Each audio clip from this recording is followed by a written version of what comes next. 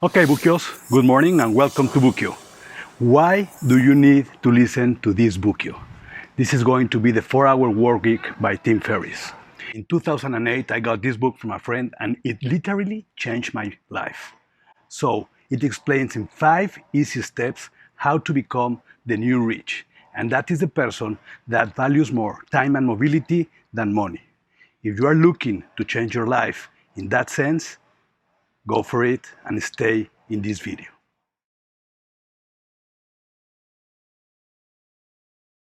Okay, now let's talk about the life that we got right now in our society.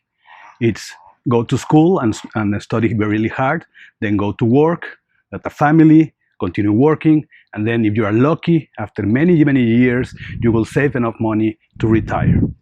So if you are happy with that deal, it's okay, go for it and continue. But if you are not, then this book is for you.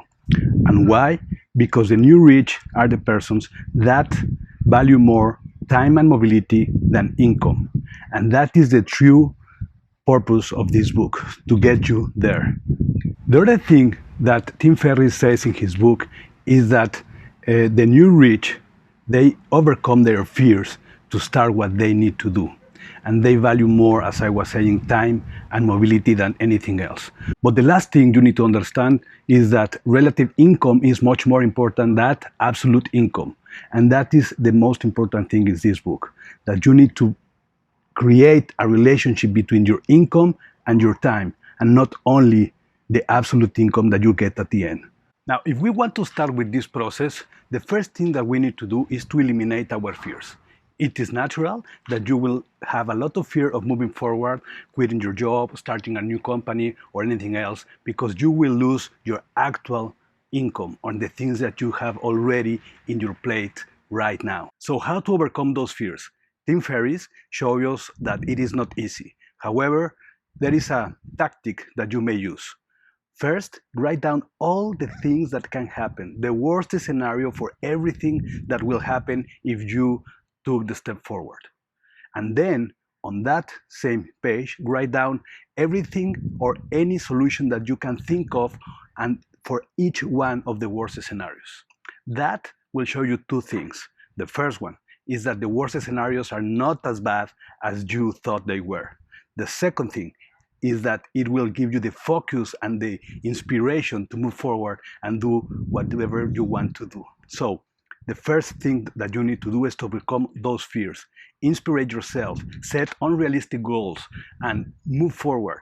The big concept is a concept that I learned in another book, and that is the big, audacious, hairy goal. And that says that we need to put really unrealistic and way beyond goals that will help us to understand and to move forward. Because if you aim high, then you will reach whenever you want to go. If you aim low, then you are not inspired, you are not focused, and you probably will not have the energy to do that. So think big, and how big is your game, as Blair Singer said to me many years ago. So you need to be aware also of your optimistic fears, because there is not a single difference between an optimistic person that says, don't do anything, everything is going to be all right, and a pessimistic person that says, don't do anything, you can't change anything. Because in both cases, nothing will happen. So you need to take your life in your hands and move forward. Eliminate your fears, writing down everything that can happen, the worst thing that can happen, and then write down the solution, think about it, and go forward.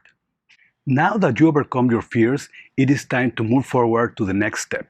And the next step is to eliminate. There is a big difference between efficiency and effectiveness. So efficiency is doing more in less time. And time management, that you can probably hear a lot of ways to do more with less, it's a trap. Probably it's a trap. And the reason for that is because efficiency will get you busy, but it will not probably get you busy in the right thing. So you need to be effective. And effectiveness is doing the things that you need to do to reach your goal. So be careful on that. You need to start eliminating everything that it is not effective for your goal. But first, you need to set your goal. For doing that, there are two rules. the 20-80 Pareto rule and the Parkinson's law. So, how to use those laws in your advantage? First, 20% of your activities will make up 80% of your results, and 80% of your activities will only make 20% of your results.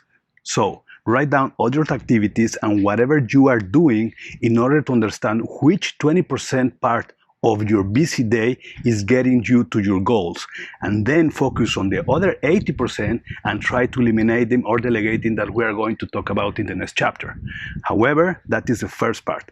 The second part is the Parkinson's law, and it states that there is a relationship between the time that you allocate to a task that will show you or perceived that that task is important or difficult. But that is a trap as well, because sometimes the things that take much of our time away are not the most important things. So, but that is perceived in your job, in your business, with your clients, and so on. So take care or beware of that part of the activities that you do.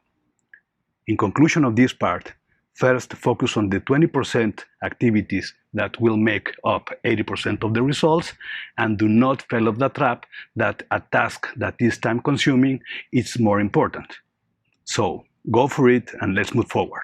Saying that, for example, in a business, if you focus on the 20% of clients that make up the 80% of your not revenue or income on your profit, then you will probably, if you change a little bit on your strategy and focus on those type of clients, probably you will go further in your business very, very much higher. So focus on the 20% of activities, clients, or things that you need to do that make up 80% of the results. That is really important.